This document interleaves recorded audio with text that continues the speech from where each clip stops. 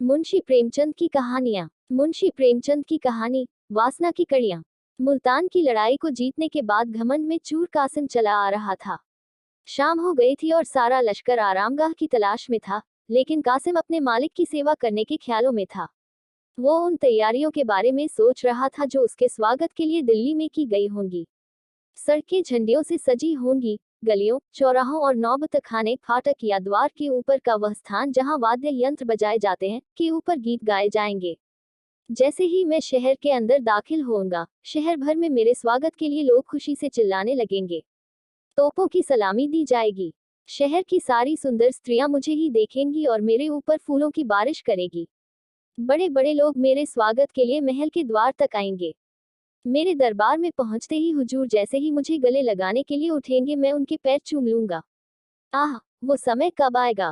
कासिम ने इन्हीं ख्यालों में झूमता हुआ घोड़े को भगाया और सारे कैदियों के झुंड, घायल सिपाहियों को, लश्कर को भी पीछे छोड़ दिया। लश्कर के आगे मुल्तान के राजा की बेगमें और शहजादियां और उनके नौकर चाकर थे। इन सवारियों के आगे और पीछे हथियारबंद ख्वाजा सहराओं का एक बड़ा दल था। कासिम अपनी धुन में घोड़े को आगे बढ़ाया जा रहा था। तभी अचानक उसने एक सजी हुई पालकी में से दो आंखों को बाहर झांकते हुए देखा। कासिम दो पल के लिए चौंक सा गया। उसे अपने दिल में एक कपकपी सी महसूस हुई। वो नजरें कासिम के दिल के किसी एक कोने में घर कर गई। उसके सामने वही दो आंखें घूम रही थी। उसके दिल में एक मीठी मीठी चुभन सी, एक बेसुधी सी होने लगी। उसका रोने को मन कर रहा था। उसके दिल में दर्द का एहसास जाग गया था, जो प्यार की पहली मंजिल होती है। थोड़ी देर बाद कासिम ने हुक्म दिया, आज हमारा यही ठहराव होगा। आधी रात गुजर चुकी थी और लगभग सारे लश्कर के आदमी गहरी नींद सो चुके थे। पड़ाव के चारों ओर मशालें जलती दिख रही थीं। जो जवान सुरक्षा में थे वो भी जामहाया ले रहे थे, लेकिन एक कासिम था कि उसकी आंखों में नींद बिल्कुल न थी। वो अपने आरामदायक खेमे में बैठे हुए सोच रहा था कि क्या उस स्त्री को एक नजर देख लेना कोई गुनाह है। माना कि वो मुल्तान की शहजादी है और मेरे हुजूर उसे अपने महल में रखना चाहते हैं, लेकिन मेरी इच्छा तो बस उसे देखने भर की है। अगर ये गुनाह है तो मैं ये गुनाह करूंगा। अभी भी तो हजारों बेगुनाहों को मार कर के लौटा हूं और किसी को एक नजर देख लेना उन कत्लों से बड़ा गुनाह नहीं हो सकता। वैसे भी कासिम मुल्तान को फतेह करने वाला हीरो था। वो देर रात तक इसी विषय पर सोचता रहा। फिर कासिम ने अपने खेमे से बाहर निकलकर बेगमों के खेमे को देखा, जो थोड़ी दूर पर ही थे। कासिम ने अपना खेमा इन खेमों के नजदीक जानबूझकर लगवाया था। बेगमों के खेमे के बाहर 5 सैनिक पहरा दे रहे थे। कासिम ये सोचने लगा कि इन सैनिकों को क्या नींद नहीं आती। खेमे के चारों ओर इतनी रोशनी क्यों कर रखी है। कासिम ने अपने खास को आवाज लगाई, मसरूर। मसरूर कासिम के पास आकर बोला, जी हुजूर। कासिम ने बोला, ये मशाले बुझा दो, मुझे नींद नहीं आ रही। मसरूर, जैसी आपकी मर्जी। यह कहकर मसरूर वहां से चला गया और मशाले बुझ गई। थोड़ी देर बाद एक सेविका शहजादी के खेमे से निकलकर बाहर आए और मसरूर से मशाले बुझाए जाने की वजह पूछी। मसरूर ने कहा, सिपहदार ने ऐसा करने को कहा है, तुम लोग चौकन्ने रहना, मुझे तो उनकी नियत में खोट मालूम होती है। कासिम काफी व्याकुल था। वो कभी लेट जाता तो कभी टहलने लगता। वह बार बार अपने खेमे के बाहर आकर देखता, लेकिन पांचों पहरेदार अपनी बड़ी बड़ी तलवारें लिए पहरे पर अटल थे। इसके बावजूद कासिम पर यही धुन सवार थी कि आखिर शहजादी के दर्शन कैसे हों। इसके आगे उसे ना बदनामी दिख रही थी और ना ही शाही गुस्से का डर। घड़ियाल ने रात के 1 बजाए, जिससे कासिम चौंक गया, जैसे कोई अनहोनी हो गई हो। कासिम इस सोच में पड़ गया कि अब तो कुछ ही घंटों में सुबह हो जाएगी। 3-4 घंटों में तो लश्कर भी कूच एक जगह से दूसरे जगह जाना कर देगा। कासिम ये सोचने लगा कि अब वक्त कम है, कल तक तो दिल्ली पहुंच जाएंगे। ऐसा ना हो कि सारे अरमान दिल में ही रह जाएं। किसी तरह से इन पहरेदारों को चकमा देकर ये काम किया जाना चाहिए। कासिम ने एक बार फिर मसरूर को आवाज लगाई। मसरूर, जी हुजूर कहिए। कासिम, बाहर कैसी ठंड है, नींद आ रही होगी ना। मसरूर, जी नहीं, जब आपने ही आराम नहीं किया तो मुझे कैसे नींद आ सकती है। इस पर कासिम ने कहा, मसरूर, मैं तुम्हें कुछ तकलीफ देना चाहता हूँ। तुम्हारे साथ जो ये 5 आदमी हैं, जरा उनके साथ लश्कर का चक्कर लगा आना। रात में कुछ सिपाही जुआ या फिर पास के गांवों में चले जाते हैं, पर काम जरा होशियारी से करना। मसरूर, पर हुजूर यहाँ तो पहरेदारी के लिए कोई नहीं बचेगा। कासिम, जब तक तुम नहीं आ जाते तब तक मैं यहाँ रहूंगा। मसरूर ने धीमी आवाज में कहा, हुजूर मैं आपकी सभी चालों को समझता हूँ। इसके बाद पांचों सैनिक लश्कर की तरफ चले गए। रास्ता साफ था, लेकिन अब कासिम को इस बात का ध्यान आया कि अंदर जाना उतना आसान नहीं है जितना वो समझ रहा था। अब चारों तरफ सन्नाटा था और कासिम दबे पांव शहजादी के खेमे की ओर आया। खेमे के पास आकर पहले कासिम ने ये तसल्ली कर ली कि कोई होना। जब उसे इत्मीनान हो गया तो उसने चाकू निकाला और कांपते हुए खेमे की रस्सियां काट दी। अब खेमे के अंदर जाने का रास्ता बन आया तो उसने अंदर एक दीपक जलता हुआ देखा और फर्श पर सोई हुई दो दासियों को पाया। शहजादी एक आरामदायक मखमली गद्दे पर लेटी हुई थी। कासिम ने अपनी हिम्मत बढ़ाई और सरक कर खेमे के अंदर घुस गया। वो दबे पांव शहजादी के पास गया और उसे देखने लगा। अब उसके अंदर वो डर नहीं था जो खेमे के अंदर घुसते वक्त हुआ था। करीब 1 मिनट तक बिना पलक झपके कासिम शहजादी को देखते रहा। कासिम शहजादी की खूबसूरती को देखकर देखता ही रह गया। उसकी बेचैनी ने अब इच्छा का रूप धारण कर लिया। उस बेचैनी में एक व्याकुलता थी, एक पीड़ा थी जो उसे आनंद दे रही थी। कासिम का दिल उस खूबसूरत शहजादी के पैरों में सिर रखने का कर रहा था, रोने को हो रहा था, यहाँ तक कि उसका दिल उस सुंदरी के कदमों में अपनी जान देने का कर रहा था। उसके मन में अजीब सा एहसास होने लगा और वह वासना की लहरों में फंसता चला गया। कासिम करीब आधे घंटे तक उस सुंदरी के पैरों के पास अपना सिर झुकाए बस यही सोचता रहा कि आखिर कैसे उसे जगाए। वो जैसे जैसे करवट बदलती कासिम का कलेजा मुंह को आ जाता। कासिम ने जिस दिलेरी, जिस बहादुरी से मुल्तान को जीता था, धीरे धीरे वो दिलेरी उसका साथ छोड़े जा रही थी। फिर अचानक कासिम ने एक गुलाबपोश गुलाब जल रखने का पात्र को देखा जो एक चौकी पर रखा हुआ था। उसने गुलाबपोश उठाया और फिर सोच में पड़ गया कि शहजादी को जगाऊं या नहीं।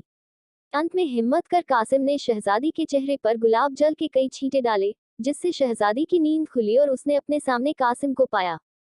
कासिम को देखकर उसने फौरन अपना चेहरे पर नकाब डाला और धीरे से मसरूर को आवाज लगाई। इस पर कासिम ने कहा, जी वो मसरूर तो यहाँ नहीं है, लेकिन आप मुझे अपना ही खादिम समझिए। शहजादी ने अपना नकाब ठीक किया और खेमे के एक कोने में जाकर खड़ी हो गई। कासिम को आज पहली बार अपनी वाक शक्ति, बोलने की शक्ति को लेकर यह एहसास हुआ कि वो कितना गंभीर आदमी है। उसे अपने जज्बात बयां करने में हमेशा झिझक होती थी। कासिम ने कहा, मैं जानता हूं कि मैंने गलती की है, आप इसकी जो सजा सही समझे वो मुझे मंजूर होगी। कासिम ने शहजादी के सामने आह भरते हुए कहा, मैं ही वो बदनसीब इंसान हूँ जिसने आपके बुजुर्ग पिता और भाइयों को मारा है। मेरे ही हाथों से मुल्तान के हजारों जवान भी मारे गए। सल्तनत तबाह हो गई और आपको ये दिन देखना पड़ा, लेकिन आपका ये मुजरिम आपके सामने है। आपके एक इशारे पर मैं आपके लिए न्योछावर हो जाऊंगा। मुझे ये आज मालूम हुआ कि कैसे बहादुरी के पर्दे में मन की इच्छा इंसान से किस तरह के पाप करवाती है। काश मेरी ये आंखें पहले खुली होती। कासिम ने अपने दिल का सारा हाल शहजादी के सामने कह दिया। भावनाओं में उसने अपने दिल की पीड़ा का ऐसा वर्णन किया कि उसके पास जो शब्द थे वो भी खत्म हो गए। अपने दिल की बात कहने की उसकी सारी इच्छा पूरी हो गई। कासिम वहां से हिला तक नहीं, बल्कि उसने अपनी आरजुओं के लिए एक कदम और आगे बढ़ाया। मेरे इस पूरे विवरण का फायदा ही क्या? अगर हाले दिल ही सुनाना होता तो किसी तस्वीर को सुना देता। वो तस्वीर मेरी कहानी को ज्यादा ध्यान से और खामोशी से सुनती। कासिम के दिलो दिमाग में बस यही चल रहा था कि काश मैं भी इस सुंदरी की आवाज सुन पाता। मेरे इस दर्द का उसके दिल पर क्या असर हुआ ये मालूम हो पाता। काश उसे इस बात का एहसास होता कि जिस आग में मैं जल रहा हूँ, उसकी थोड़ी सी आंच उधर भी पहुंच पाती। उसकी आवाज कितनी मीठी होगी। इस सुंदर शहजादी की आवाज सुनने में कितना मजा आएगा। अगर कहीं वो भी मुझसे प्यार करती होगी तो फिर मुझसे खुशनसीब इस दुनिया में कोई और ना होगा। इन्हीं ख्यालों में कासिम दिल ही दिल खुश हुए जा रहा था। इन सब के बीच कासिम को दासियों के जागने और मसरूर के वापस आ जाने की धक धक लगी हुई थी। कासिम ने कहा, ए हुस्न की मल्लिका, ये खादिम सेवक आपकी कृपा का अधिकार रखता है, इस पे कुछ रहम नहीं करेगी आप? इस पर शहजादी ने नकाब के अंदर से ही कहा, जो खुद रहन पाने का अधिकारी हो वो दूसरों पर क्या रहन करेगा? मैं वो पंछी हूँ जिसके ना बोल है ना पर। शहजादी ने कहा, मुझे मालूम है कि कल शाम को मैं उस जालिम बादशाह के आगे हाथ बांधे खड़ी रहूंगी। कौन शख्स ऐसी जिंदगी की इच्छा रखेगा? आगे शहजादी ने आह भरते हुए कहा, मुल्तान की शहजादी एक जालिम और पापी इंसान की वासना का शिकार होने को मजबूर है। आप मुझे मेरे हाल पर छोड़ दीजिए। मैं तो हूँ ही बदनसीब, ऐसा ना हो कि आपको भी मेरे साथ साथ शाही गुस्से का शिकार बनना पड़े। दिल में तो बहुत बातें हैं पर क्यों कहूँ, उससे क्या ही हासिल हो जाएगा। आप बहादुर भी हैं और आप में खुददारी भी है, खुदा आपको बरकत दे। मुझे आपसे कोई शिकायत नहीं है। मुझे आज मालूम हुआ कि मोहब्बत कितनी पाक है, जो उस दामन में भी मुंह छुपाने से परहेज नहीं करती जो मेरे अपनों के खून से सना पड़ा है। आपसे मेरी बस यही विनती है कि आप इस गरीब को भूल मत जाना। ये पल मेरे दिल में हमेशा एक मीठी याद बनकर रहेगा। उस कैद में यही सपना मेरे दिल को सुकून दिया करेगा। अब आप इस सपने को तोड़िए मत और खुदा के वास्ते जाए यहाँ से, इससे पहले कि मसरूर आ जाए। वो बड़ा ही जालिम किस्म का है। मुझे तो ये आशंका है कि उसने आपको धोखा दिया है। इसमें भी कोई शक नहीं कि कहीं वो यहाँ ना छिपा बैठा हो, उससे आप थोड़ा होशियार रहिएगा। अब आप जाए, खुदा हाफिज। ये सब सुनने के बाद कासिम ख्यालों में डूब गया। उसने जो कभी सपने में भी नहीं सोचा था वो पूरा हो गया। वो गर्व से फूला न समा रहा था। वो अपने आप को दुनिया का सबसे खुशकिस्मत इंसान समझ रहा था। कासिम के दिल ने कहा, मैं इस खूबसूरत स्त्री के लिए क्या कुछ नहीं कर सकता। मैं क्यों डरूं बादशाह से? मैं बादशाह का गुलाम नहीं हूँ। मेरी बहादुरी की किसी भी दरबार में कद्र हो सकती है। मैं इस गुलामी की जंजीर को तोड़ डालूंगा और एक ऐसे देश में जाकर बस जाऊंगा जहां बादशाह तो क्या उसके परिंदे भी ना आ सके। हुस्न का आशीर्वाद हो तो मुझे किसी और चीज की इच्छा नहीं। मैं अपनी इच्छाओं का गला क्यों घोटूं? इन्हीं विचारों को मन में सोचते हुए कासिम ने तलवार निकाली और बोला, जब तक मुझ में दम है तब तक आपकी ओर कोई आंख उठाकर भी नहीं देख सकता, चाहे फिर वो बादशाह ही क्यों ना हो। मैं दिल्ली के हर कूचे में खून की नदियां बहा दूंगा, पूरी सल्तनत को तबाह कर दूंगा। अगर कुछ नहीं कर पाया तो मर मिट जाऊंगा, पर आपका अपमान होते नहीं देखूंगा। शहजादी धीरे धीरे कासिम के करीब आए और बोली, आप पर पूरा भरोसा है मुझे, पर आपको मेरे लिए थोड़ा तो सब्र करना होगा। आपकी खातिर मैं हर तरह की तकलीफ सह लूंगी। आपका प्यार ही मेरी हिम्मत बनेगा। इस बात का यकीन है कि आप मुझे अपना समझते हैं, मेरा सहारा बनेंगे। ना जाने तकदीर हमें फिर मिलाए या नहीं। इस पर कासिम ने अकड़ते हुए कहा, हम लोग दिल्ली जाएं ही क्यों, भरतपुर जा सकते हैं। शहजादी ने कहा, पर हिंदुस्तान से बाहर थोड़े ना जा सकते। जंगलों और वीराने में जिंदगी चैन से नहीं बीतेगी। आप असलियत से मुंह मत मोड़िए। माना खुदा ने आपको बहादुरी बख्शी है, पर तेगे इस फानी भी तो पहाड़ से टकराएगी तो टूट ही जाएगी। शहजादी की बात सुनकर कासिम का जोश थोड़ा ठंडा हुआ। कल्पना की दुनिया का जो भ्रम उसकी आंखों पर था वो हट गया। उसे अपनी बेबसी साफ साफ दिखाई देने लगी। कासिम बोला, अगर आपको मेरे साथ जंगलों में जिंदगी बिताना पड़े तो क्या? मोहब्बत में तो दुनिया की नेमतें भी फीकी लगती हैं। इस पर शहजादी ने कहा, पर मुझे ये मंजूर नहीं कि अपनी भलाई के लिए मैं आपकी जान खतरे में डालूं। खुदा वो दिन कभी ना लाए जिससे कि आपका बाल भी बांका हो। आपकी खैरियत और बहादुरी की खबरें ही मुझे उस कैद में तसल्ली देंगी।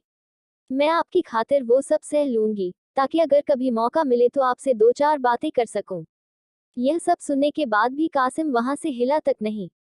उसकी इच्छाएं उम्मीद से बढ़कर पूरी हुई जा रही थी। उसने सोचा कि अगर मोहब्बत की ये बहार चंद लम्हों की मेहमान है तो फिर उन लम्हों को आगे का सोचकर बर्बाद क्यों करना। अगर तकदीर में इस हुस्न की मल्लिका को पाना नहीं लिखा है तो फिर ये मौका क्यों हाथ से जाने दूं। कौन जाने मुलाकात का मौका फिर मिले या ना मिले। यह सब सोचने के बाद कासिम ने कहा, अगर आपका यह आखिरी फैसला है तो मेरे लिए सिवाय मायूसी के क्या चारा रहेगा। पर बस आप एक पल के लिए ही सही पर मेरे पास आकर बैठ जाए, ताकि मेरे बेकरार दिल को थोड़ी तसल्ली मिल जाए। आइए एक पल के लिए हम ये भूल जाएं कि जुदाई की यह घड़ी हमारे सामने खड़ी है। आइए ये पल साथ मिलकर बिताएं। आप अपनी खूबसूरत हाथों से हमें शराब पिलाएं। कासिम सब चीजों से बेखबर शराब पीता रहा। उसने इतनी शराब पी ली कि उसकी गर्दन झुक गई और आंखें लाल हो गईं। वो पूरी तरह से नशे में था। फिर अपनी लालसा भरी आंखों से वो शहजादी की तरफ बढ़ा ही था कि घड़ियाल ने सुबह के 4 बजाते हुए जोर से कूच के डंके को बजाया, जिसकी दिल छेदने वाली आवाज कासिम के कान में आई। कासिम की बाहें खुली की खुली रह गई। दासियां भी उठ बैठी और शहजादी भी वहां से उठ खड़ी हुई। बेचारा कासिम अपने दिल की इच्छाएं लिए खेमे से बाहर निकल आया। जब वो अपने खेमे में आया तो उसका दिल कई सारी इच्छाओं से भरा हुआ था। उससे रहा नहीं गया और कुछ देर बाद उन इच्छाओं ने लालसा का रूप भरा और अब जब वो बाहर निकला तो उसका मन बुरी इच्छाओं और लालच से भरा हुआ था। उसके मन की इच्छाएं उसकी आत्मा के लिए लोहे की जंजीर बन गई थी। शाम का वक्त था और दिल्ली की सड़कें झंडियों से सजी हुई थी, जिन पर कासिम मुल्तान के मोर्चे को जीतकर गर्व के नशे में चूर चला आ रहा था। गुलाब और केवड़े के फूलों की खुशबू दिल्ली की सड़कों पर चारों तरफ फैली हुई थी। नौबतखानों में सुहाना राग गाया जा रहा था। तोपों ने मोर्चे की अगुवाई में अपनी आवाज बुलंद की। नगर की सुंदरियां खिड़कियों से देख रही थी। फूलों की बारिश हो रही थी। जब कासिम शाही महल के पास पहुंचा तो बड़े बड़े अमीर लोग उसके स्वागत के लिए कतार में बंधे खड़े थे। ऐसे सत्कार के बीच जब वो दीवाने खास में पहुंचा तो उसका दिमाग उस वक्त 7वें आसमान पर था। बादशाह के पास पहुंचते ही उसने शाही तख्त को चूम लिया। बादशाह भी मुस्कुराते हुए अपने तख्त से उतरे और कासिम को गले लगाने के लिए आगे बढ़े। कासिम अपने हुजूर के पैर चूमने के लिए झुका ही था कि मानो उसके सिर में एकाएक जैसे कोई बिजली गिरी। बादशाह का खंजर उसकी गर्दन पर पड़ते ही उसका सिर शरीर से अलग हो गया। खून के छींटे बादशाह के पैरों में, तख्त पर और उसके पीछे खड़े मसरूर की तरफ गिरे। नीचे पड़ा धड़ एक पल में ही ठंडा हो गया, लेकिन हसरत की मारी हुई दोनों आंखें देर तक दीवारों की तरफ ताकती रहीं। थोड़ी देर में वो भी बंद हो गईं। लालसा ने तो अपना काम पूरा कर दिया था, अब तो बस सिर्फ हसरत बाकी थी, जो सालों तक दीवाने खास की दीवारों पर रही और जिसकी झलक अभी भी कासिम की मजार कब्र पर घास फूस की शक्ल में नजर आती है। कहानी से सीख। वासना की कड़ियां। कहानी से हमें ये शिक्षा मिलती है कि वासना, बुरी इच्छा, बड़े से बड़े बहादुर व्यक्ति को भी के अंत की ओर ले जा सकती है। किसी भी स्त्री को बुरी नजर से देखने वाले व्यक्ति का कभी भी भला नहीं होता, बल्कि उसका अंत ही होता है।